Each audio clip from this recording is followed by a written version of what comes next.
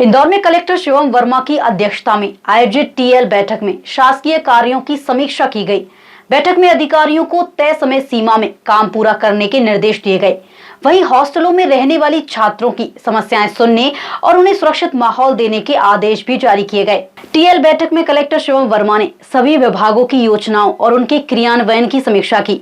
उन्होंने CM helpline की शिकायतों और राजस्व प्रकरणों को गंभीरता से लेने के निर्देश देते हुए कहा कि कोई भी शिकायत होल्ड न हो जाए और तय समय में उसका निराकरण किया जाए। लापरवाही बरतने वाले अधिकारियों के खिलाफ जांच और कार्रवाई की चेतावनी भी दी गई। बैठक में कलेक्टर शिवम वर्मा ने बाहर से इंदौर पढ़ने आने वाली छात्रों को लेकर विशेष निर्देश दिए।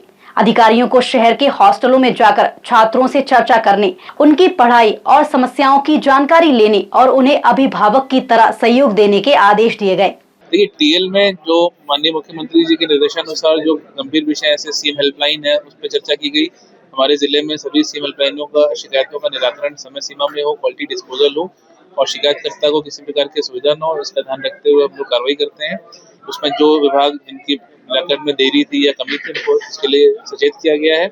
साथ ही कुछ ऐसी शिकायतें जो लंबे समय से लंबित थी और जिसमें निराकरण पूर्ण न होकर उसमें शिकायतकर्ता को असुविधा हुई, तो ऐसी शिकायतों का भी चिन्हांकन किया गया। ऐसी और उन शिकायतों में हम लोगों ने कुछ जहाँ लापरवाही या गंभीर लापरवाही दिखी है, वहाँ पे संबंधित जो अधिकारी है उन पे कार्रवाई भी की है हम लोगों ने, उन पे कुछ पेनल्टी लगाई है।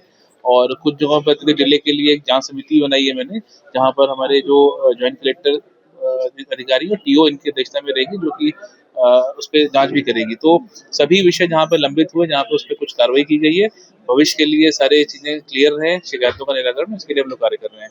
साथ ही अन्य जो विषय हमारे टीएल में रहे, उसमें उनके बारे में चर्चा की गई है।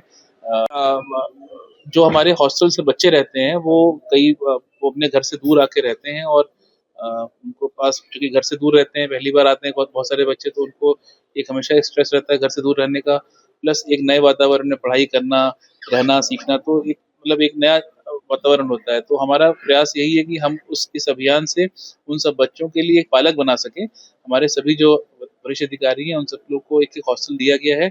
ये सभी लोग उन हॉस्टल्स में जाएंगे, वहाँ पे बच्चों से बात करेंगे और एक उनके पालक की तरह, उनके गार्जियन की तरह रह के उनके साथ अच्छी रेपो बनाएंगे। उनको किसी प्रकार की अगर दिक्कत आ रही है, किसी प्रकार का स्ट्रेस है, पढ़ाई की कोई समस्या है या कोई व्यक्तिगत समस्या है, घर की याद आ रही है, तो हम लोग उनसे बात करके उनको सहज करेंगे, ताकि वो बच्चा हमारे समाज का एक अच्छा नागरिक बन सके।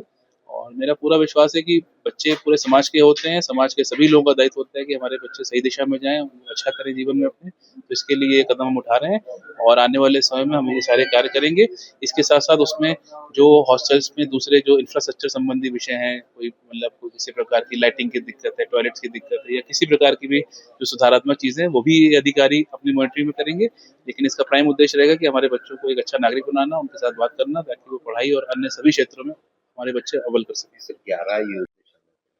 देखिए, बहुत गंभीर विषय है ये और मतलब इसमें जो भी ऐसी फैक्ट्री जहाँ पर सीटीपी मतलब जो अपना एफएन ट्रीटमेंट प्लांट है, मतलब काम नहीं कर पा रहा है, अगर वो किसी प्रकार से कोई डिस्चार्ज कहीं बाहर छोड़ रहे हैं, तो हम उस पर सख्त कार्रवाई कर रहे हैं।